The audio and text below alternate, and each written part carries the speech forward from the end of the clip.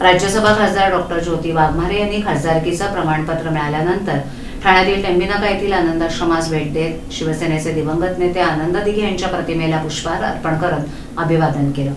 यावेळी बोलताना वाघमारे म्हणाल्या की एका सर्वसामान्य शिवसैनिकाला राज्यसभेत प्रतिनिधित्व करण्याची संधी मिळाली असून धर्मवीर आनंद दिघे यांच्या स्मृतीसमोर नतमस्तक होण्यासाठी आपण इथे आलो।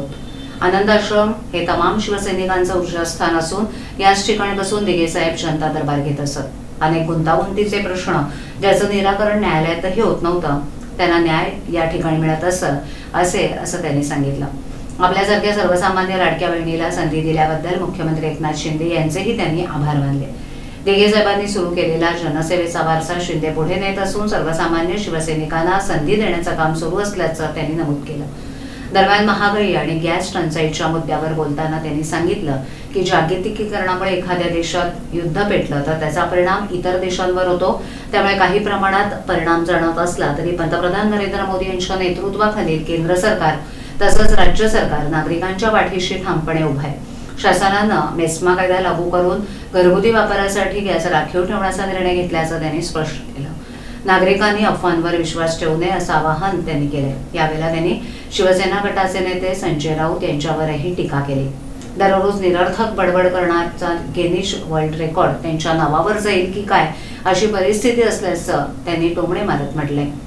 शिवसेना कुणाची याचा निर्णय जनतेनं, न्यायालयानं आणि निवडणूक आयोगानं दिला असून लोकसभा आणि विधानसभा निवडणुकांमध्ये जनतेनं एकनाथ शिंदे यांच्या नेतृत्वावर शिक्कामोर्तब केलंय असंही त्यांनी सांगितलं।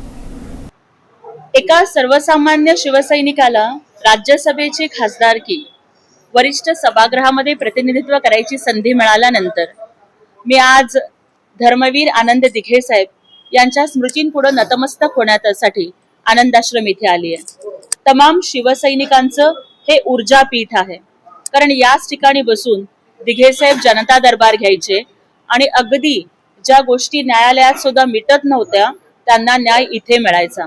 मला वाटतं की माझ्यासारख्या एका सर्वसामान्य लाडक्या बहिणीला माननीय एकनाथजी शिंदे साहेबांनी संधी दिली, यामुळे दिघे साहेबांना सुद्धा अत्यंत आनंद होत असेल की आपण जो जनसेवेचा वारसा सुरू ठेवला, आपण ज्या पद्धतीनं सर्वसामान्य कार्यकर्त्यांच्या पाठीशी उभे राहायचो, अगदी त्याचप्रमाणे आपले शिष्य महाराष्ट्र राज्याचे उपमुख्यमंत्री, आम्हा तमाम लाडक्या बहिणींचे लाडके भाऊ एकनाथ शिंदे साहेब सुद्धा कार्यकर्त्यांना, शिवसैनिकांना संधी देऊन दिघे साहेबांचा जनसेवेचा वारसा हा वृद्धिंगत करत आहेत, याचा आम्हाला आनंद वाटतोय।